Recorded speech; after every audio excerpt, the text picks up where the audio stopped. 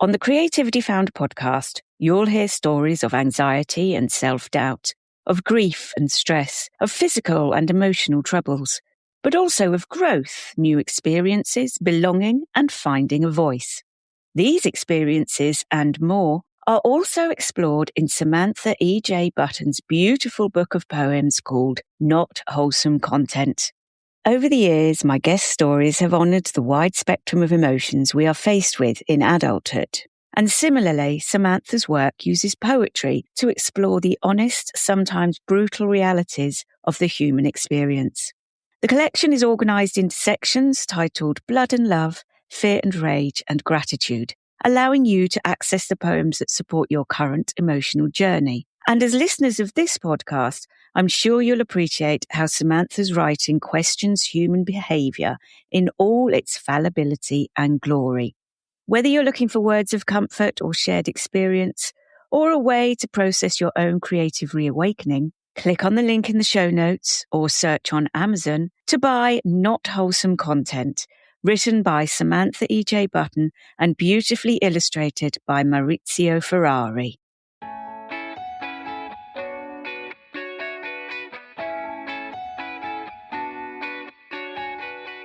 That if I didn't go and get a certain career, then I'm going to be a disappointment to my parents. Even though they never said that to me, that was the narrative that I had made up for myself within that young adult certain period of my life.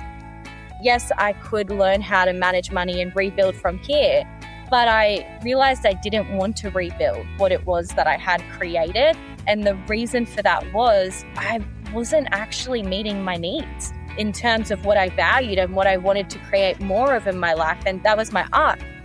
I truly believe that everything I paint is just an expression of me and my soul and what I'm feeling in that point in time or in that moment, or what I'm needing to process or transmute.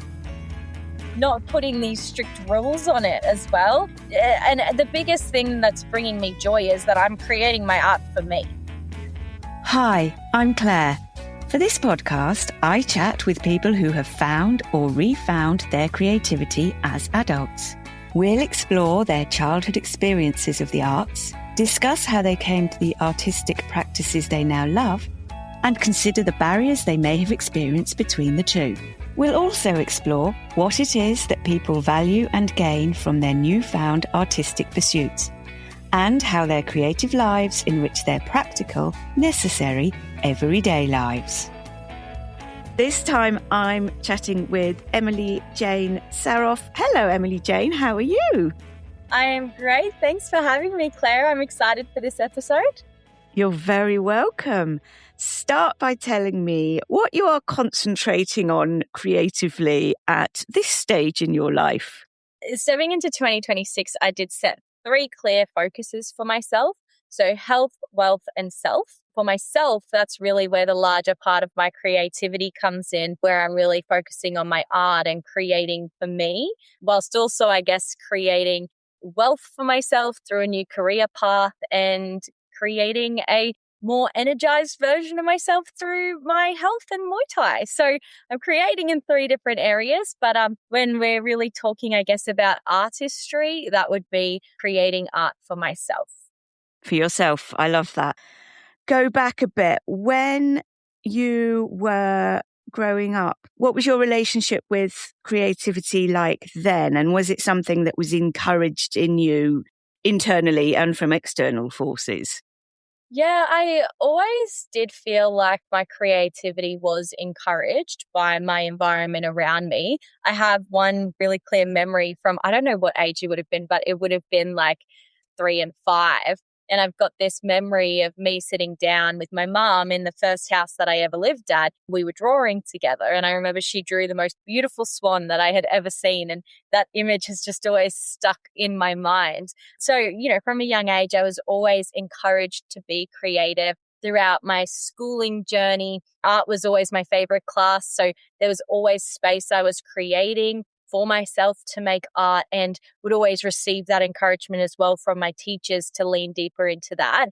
It was probably only after I finished high school that I felt like I had closed myself off from creating, when I had to start to build a career by going to university and following that path. And so that was really the point in my life, up until the age of about 17, 18, I was an open book to creativity. And it was when I started to step into the real world that I felt like that part of myself started to close down. Okay, so this is quite interesting because it's been so encouraged up until this point, and I'm wondering where this then new thinking that career had to be different from that came from. So once again, was that you or was that external? And then how did you carry on exploring what you were going to do in a career? Yeah, I think if I was to pinpoint it, I would say, around that age of like grade 10 to 12, where you're really starting to think about careers, the careers that were coming up for me were things like lawyer, architect, which, I ended up going and getting my degree in architecture. But these were like the careers that were really being thrown around for me. There was never this idea or this suggestion that art could be a career.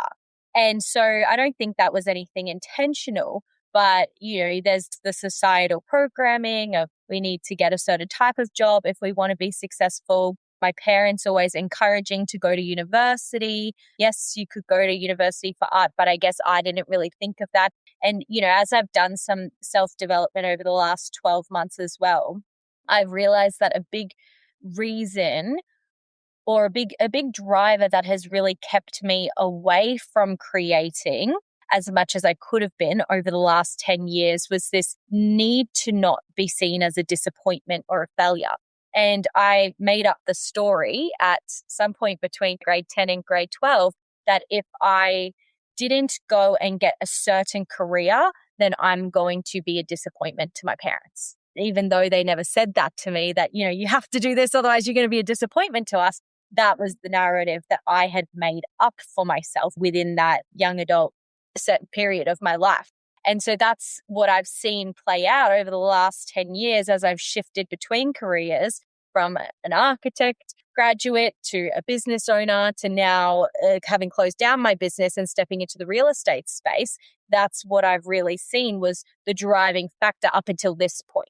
Right. So with this career change that I've made, it's not been to avoid being a disappointment. It's actually been to feed into this bigger picture vision that I do have for myself, which we could talk about more soon. But that would really be that driving thread there. Oh, that's lovely. The second bit, not the first bit. the first bit is something that I have heard before from guests. And like you say, you don't necessarily know where it comes from.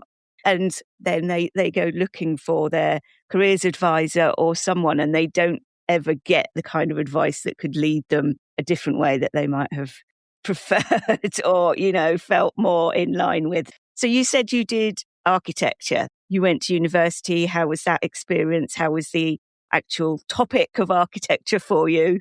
Yeah, well, I guess the reason why I picked architecture, and it's funny, I can laugh about it and the irony of it, I picked architecture because it was a quote unquote creative career path that also fit the bracket of what a successful career path might look like. And then I obviously went into the industry. I got the degree. I worked 2 years as an architect, and I ended up quitting because it just wasn't fueling me creatively how I thought it would. And it turns out, for anyone who's considering architecture is a lot more technical than it is creative. There are these big, big, big books of standards that are put in place by governments that you have to fit inside the lines of which they say you can create. So architecture, yes, there is a level of creativity and creative problem solving involved, but it's not the type of creative expression that I thought it was going to be, like as a designer, as an artist of buildings in a way. So that's why I really stepped away, because I found myself reaching this point, the same sort of point that I reached within my business as well, where I just didn't feel like my soul was being lit up by what I was doing. That fulfillment wasn't there. And it was also taking away from other things that I loved, like creating art, because the degree was so intensive, I actually completely stopped creating. So for the 4, almost 5 years of that timeline, I had maybe created or started one piece of art, if that. And so that was, again, a big piece for me to step away because I wanted more time to creatively express myself and feel less trapped in what it was that I was doing. You're still quite young, so it's quite a mature realization and a bit of a brave one as well to turn away from the architecture. What did you do physically, logistically, and how was your mindset in doing that? Because like I say, it sounds brave. It sounds like something a bit scary to do. Did you find that was the case? Oh, yeah, it was definitely look, I didn't take the easy or the slow path. Like, I left when I stepped away from architecture. I leapt away from architecture.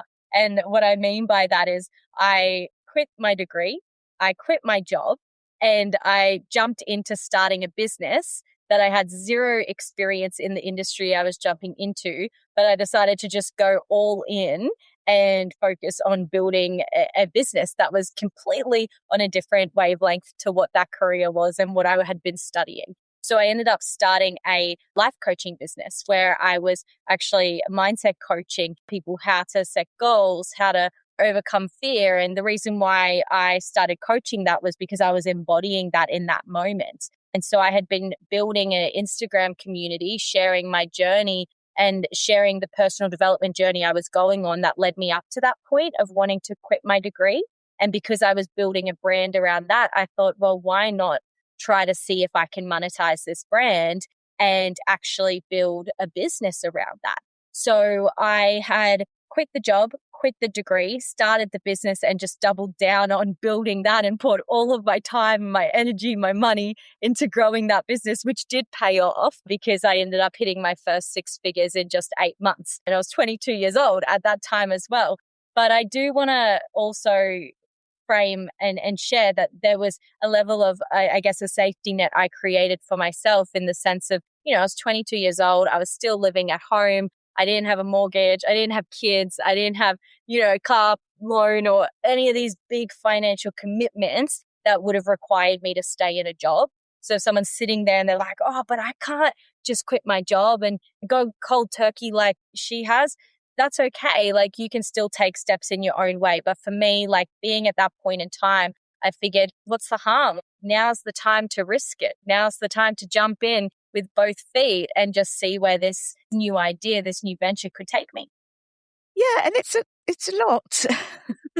It was obviously successful. I mean, how did you know what to do to build a business? I didn't really know what to do, but I was resourceful, that's for sure.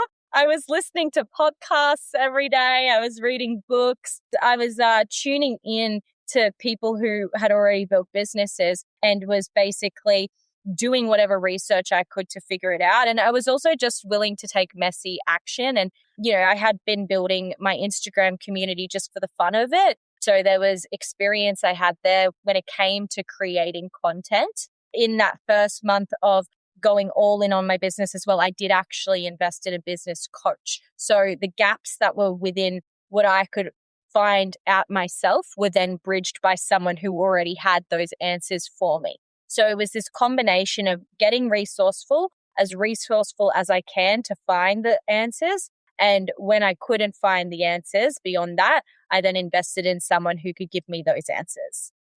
Yeah, I see. And I know that you don't do that now. How long were you in that business? And what was a reason, if there was one, for winding that up? Yeah, well, I was 5 years. It's funny because I was 5 years into my architecture degree, and then I was 5 years into my business when I again made that same pivot. So it's been a very clean 10 years of like 5 years working to one thing, having this breaking point where I'm like, okay, it's time for change. And then 5 years working towards another thing and then reaching that breaking point again and realizing that I'm ready for change. So it was 5 years that I was building my business. Across that 5 years, my business had evolved from mindset coaching into branding and marketing consulting, because that's what I found really became my strong point as a business person. And then I had clients coming to me asking for that as well. So it was this transition from life coach to branding and marketing consultant. And it was middle of 2025 when I realized I didn't want to have that business anymore. And whilst it had been very successful, I had had my biggest financial year ever in 2025, but there were areas where I had let myself down in the sense of money management has always been a weak point for me. I can admit without shame that I made $200,000 in a financial year and had $0 left at the end of it, not even any money aside for tax. And that right there was the real breaking point where it was like, wow, all of this hard work and all of this effort. And then, yes, I could learn how to manage money and rebuild from here. But I realized I didn't want to rebuild what it was that I had created. And the reason for that was I wasn't actually meeting my needs in terms of what I valued and what I wanted to create more of in my life. And that was my art, right? Because again, during those 5 years of my university degree, I neglected my art. I quit my degree and I started painting again. But then I started my business and I neglected my art once more. And so here I am at this 10-year point, like, damn, what was the last thing that you actually created, Emily? And that's where I recognized that the business I had built required too much of me and also placed too much stress on me, that then I wasn't able to actually show up for myself outside of the business in the areas that I really valued. So when I decided to take a step back from my business last year, I just decided to lean into creating more art. And that's where like all of these art pieces behind me, like all of them were created last year. There's many, many, many more that I have on my shelf and, in other rooms as well. But that was all created through telling myself it's okay to step away from this business to just focus on pursuing things that bring me joy without this need to prove myself and prove my worth. And I guess to summarize that neatly, the core of the business that I had built was to just prove that I am good enough, to prove that I am worthy, to prove that I'm not a disappointment. And so that is why I decided to not rebuild my business, because that entire business was built upon proving myself. It wasn't built from this like heart space or like this abundant energy. It was built from this need to not be seen as a disappointment. And in my mind, I said, okay, well, I'm not going to be a disappointment if I'm this successful business owner. So I wanted to step away from that and I wanted to create space for myself to just be me, to just create art without the need to prove. And that's why I've transitioned into the real estate space, because real estate for me is just a vehicle. It's just a vehicle to meet my needs financially, to meet my needs in this society, and then to allow me to work towards having the luxuries I want in life or having the home I want in life without taking away the time that I value putting into my art. So for me right now, I'm just channeling all the skills and the skill set I've gained over business into an industry where it's directly applicable, so that then I can just focus more time on creating outside of that. Brilliant. We'll talk about time and also space, I want to talk about in a moment. What does the real estate thing actually involve then that's allowing you to get a bit more of a good balance between work and art? Honestly, the biggest piece out of anything is it just calms my nervous system. It really just takes this pressure off my nervous system, like when I was in business, there was this constant stress of I have to really provide for myself right now. I have to source my leads. I have to make sure this is running. Otherwise, I'm not going to have a livelihood. But for me right now and where I am at this point in my career, it's a breath of fresh air having a base wage that I'm earning. And, there's potential for commissions and income growth on top of that. But right now, it really is just taking that weight off my shoulders so I can breathe for a minute and not have to stress about the tax man and keeping myself afloat financially month to month. Like purely stepping into this career has just been to take a break from that stress of being self-employed, to let my nervous system rest and therefore allow me to pour more of myself in other areas. Because for the last 5 years of my business journey, I've been almost in that like flight or fight mode within my nervous system where I haven't been able to rest and therefore I haven't been able to create. Because when we're in that survival state, you can't actually tap into your creativity. Yeah. I'll put a clip up so that everybody can see what's behind you where we're recording right now. So tell me two things about your art and your themes and your inspiration, but also the practical side? Because I've certainly heard this from guests before that they've said, I work big, but it's really difficult because I have to get all my stuff out. So do you have a situation where your stuff's already out? You've got a space so you can just go and do it when the mood takes you. So sorry, I always ask two questions at once. It's about your inspiration and your style, but also about the practicalities of how you get to do it. Well, I'll talk into the practicalities first because that'll be the quicker answer. But yes, I realized the reason why I wasn't creating as much art was because I never had a space to create art. And by a space to create art, you don't need to have a studio. I've just turned what used to be my work from home office into my little art space. But prior to that, I actually set up a corner of the garage where I could just permanently have a easel set up and my paints out and my canvas there, so that when I decided I wanted to create, I could just walk there and I'm ready to go. So I removed that hurdle of needing to always have to set something up. When something is packed up, it's out of mind, right? So out of sight, out of mind, well, you're not thinking about creating. So now I always have my little canvas set up on the easel in the corner so that I'm always actually looking at what I'm in the process of creating. So I always know, well, let's go pick this up again. Let's go start that. And oh yeah, I haven't worked on that in 2 weeks. Let me do a bit more on that, right? So it helps to have your art space, like a corner or a little table and chair that just permanently has your supplies set up so you can just quickly go there and get started. And that's been like the biggest game changer for me even now. And then in terms of scale, I have been experimenting with different scale. Previously, I had never done larger scale, but I've just been buying different canvas sizes to just have fun and play around. But what I find works for me is the bigger kind of pieces, they're like bigger projects, right? So mentally, it's a bigger commitment. So I actually started buying smaller little canvases. I could do a painting in a day. Maybe it takes 2 days. So I've been playing around with smaller canvases at the moment just to improve my technique and to get through a piece quicker so I can start working on volume and refine my skill set quicker than if I was working on one large piece. But I am due to work on a bigger piece soon because I do think that they're like really magical when you do put the time and the energy into creating something bigger. So that answers that first question. Was there any sub questions on that before we go into the second part?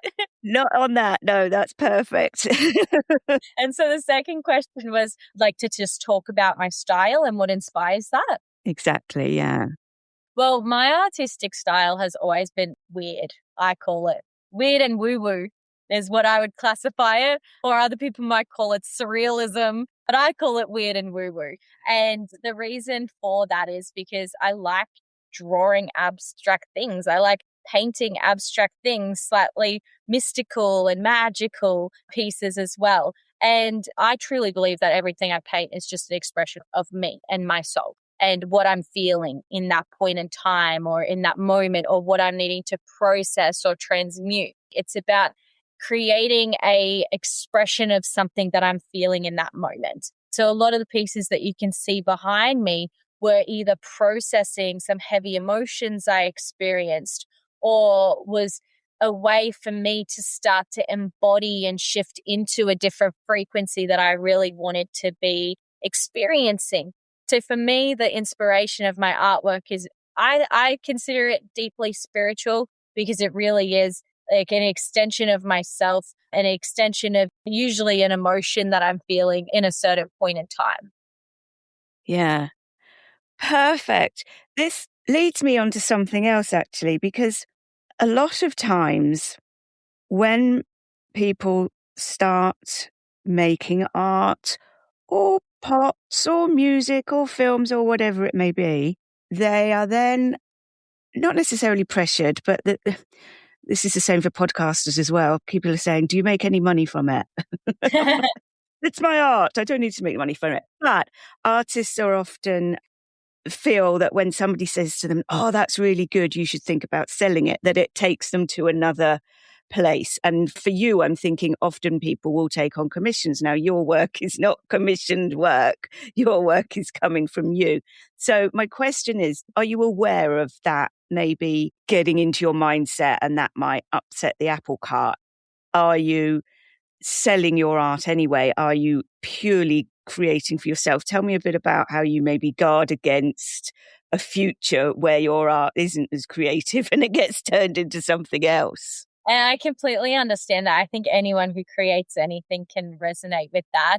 For me, a big reason, like, because a lot of people would say to me when I decided to quit my business, they were like, oh, you should go all in on starting a business around your art. And whilst I do see that as a future for me at a later stage, right now it's not what I want, because I don't want to jump from one business that was causing me stress to then jump into creating stress around my art, when right now my art is actually something I'm using to, relieve stress for myself. In saying that though, I'm not closed off to selling artwork.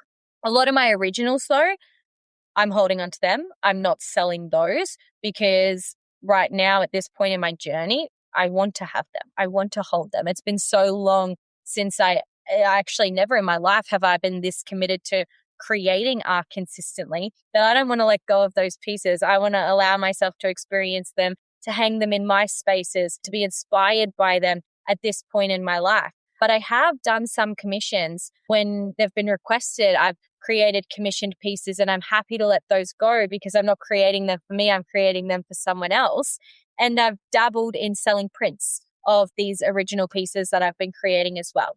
So in my mind, I don't tell myself that being paid for my art is going to take the joy away from my art. I am opening myself up to receive in that sense without it also needing to be something that consumes the way I create. So I'm trying to just really experiment with a balance at the moment. Of course, there are some threads within myself that, needs to shift some beliefs around how much money I could make from my art. But right now, I'm first and foremost creating for me. And then if anyone wants to purchase prints or pieces that I decide to let go and support me in that sense, I'm open to that. If people want commissions, I'm open to that. I'm just allowing myself to really just go with the flow with this moment that I'm in around it all. You can see from my face that you're giving me a very joyful attitude that I'm really enjoying hearing. That's fabulous. I love it. That's a part of the joy, I think, as well, is not putting these strict rules on it as well. And the biggest thing that's bringing me joy is that I'm creating my art for me above anyone else. When I stopped doing my business, I said, my purpose is me. What does that then mean for me? Well, it means I want to create art for me. And what do I need to shift within my environment to create space for that? And so I'm just leading with myself when it comes to this journey I'm on with my art. Yeah. It's a very strong inbuilt mindset for you. I and lots of other people am quite susceptible to influences from outside, and to hear you talking so very confidently about your aims and what your life is at the moment is really refreshing. And so thank you for that. It's very insightful. Oh, I'm glad. Speaking of insight, I'm not a big fan of giving advice to other people. Well, I am a fan of there being advice and people can take it or leave it, take what's good to them. But I'm going to ask the question anyway. If you were to give some advice, if anybody asked you for advice for like how they might reignite their own creativity after a hiatus, have you got any words of advice you would give to other people? If the situation is you want to reignite your creativity after being disconnected from it so long, the best advice I could give you is what I embodied for myself. After almost 10 years of not creating time for art, I actually started scheduling time for art. I kept on telling to myself, I want to be more creative. I want to paint more, but then I never created space in my calendar for it.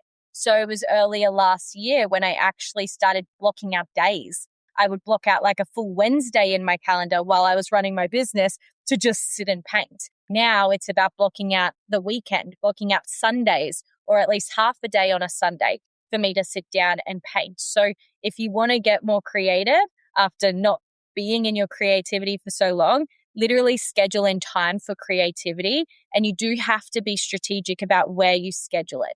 An example of that, a 9-to-5 job. You're not going to try to schedule creative time for before work because you're not actually going to give yourself enough space to get into that creative zone. Same thing, you're not going to schedule your creative hour to be from 5 till 6 if you finish work at 5 p.m. because it's going to take you some time to actually shift out of work mode and into your creative mode. So think about, where are you going to schedule your creative time, and can you put a little bit of a buffer between whatever you were doing before and when you start your creative time, because that buffer becomes a transition window for you. It's like, I don't know if anyone can relate to this, but when my partner comes home from work after being in construction all day, he might sit in the car for 5 minutes before he comes inside, which is his buffer zone as he transitions from the workday to now coming and being here present with me, right? So you need to create that little buffer for yourself to actually shift out of one mode and into the next mode, because being creative is literally shifting the part of your brain that you're using. And if you've been using your logical side of your brain all day and you're going straight into creative mode, you're not going to be making that transition unless you're practiced at making that transition quickly. So create time in your schedule, create a little buffer period before that time in your schedule, and then you'll actually be able to start to leverage that more. That's brilliant. Lovely, lovely bit of absolutely practical. I can see the strategist in you and then the artist in you in that one piece of advice. I think it's brilliant. Thank you so much for chatting with me today, Emily. Tell me, how can listeners connect with you? Yeah, well, the best way to connect with me is on my Instagram at empowerwithm. I've completely transformed that Instagram to just be fully focused on my art. So if you want to take a look at some of my work, or even just send me a message and let me know you listened to this episode, you can do so at empowerwithm. And if you really want to, I do still have my podcast, even though I'm not creating episodes on it at the moment. I started the Empower with M podcast back when I was 22, when I was at that first transition of quitting architecture and starting a business. So if it interests you, you can go through that and you can listen to different points in my journey and just, hear some of the wisdom that I had at each of those stages. Thank you so much for that, Emily. I've had a really lovely time. Thank you. I've enjoyed this too. I hope you enjoyed this episode. If you did, perhaps you'd like to financially contribute to future episodes at buymeacoffee.com/creativityfound. There's a link in the show notes. If you are listening on a value for value enabled app, such as Fountain, True Fans, or Podcast Guru, feel free to send a few sats my way. And if you have no idea of what I'm talking about, you can find out more by listening to my sister podcast called Podcasting 2.0 in Practice.